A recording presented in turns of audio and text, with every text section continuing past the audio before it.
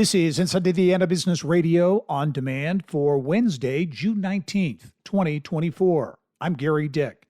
A Vincennes company that turns melon waste into bioplastics will break ground today on an $83 million plant in Knox County. AgroRenew co-founder Brian Southern says the innovative startup already has customers lined up and expects the new facility to employ more than 300. Probably the biggest user for our product initially is like grocery bags, which are single-use plastics. The fabric bags aren't the answer for everybody. But having a 100% biodegradable grocery bag that actually just disintegrates and goes away in the soil is the right answer. Gary Chicago International Airport will today break ground on a new $12 million aviation hangar, which represents the newest addition to its growing list of aviation offerings. The new hangar will house Wingtip Aviation, which signed a 20-year lease with the Airport Authority and will consolidate its operations at the airport.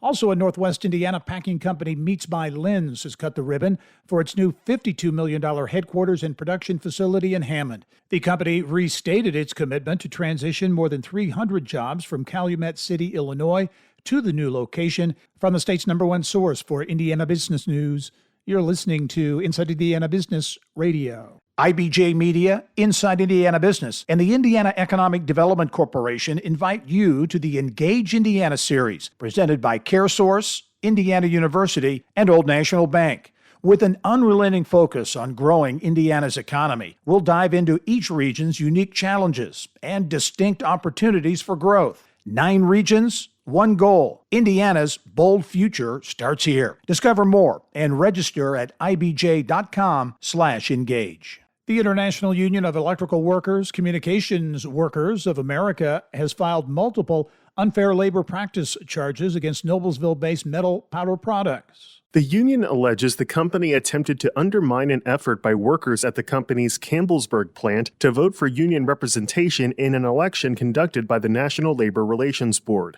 A majority of workers voted to join the union at the election on April 10th. The workers cited issues such as the company's plan to cease its 401k match, the elimination of vacation banks, lack of due process for grievances, and overall poor working conditions as reasons for seeking union representation. The union said MPP's alleged actions violate federal law and, quote, compromises the integrity of the election process and chills workers from exercising their rights under federal law, end quote. Metal Powder Products did not respond to requests for comment from Inside Indiana Business. Alex Brown, Inside Indiana Business Radio. Energy Systems Group, a sustainable infrastructure and energy solutions company based in Newburgh, is acquiring New Mexico-based Year Out Energy Services.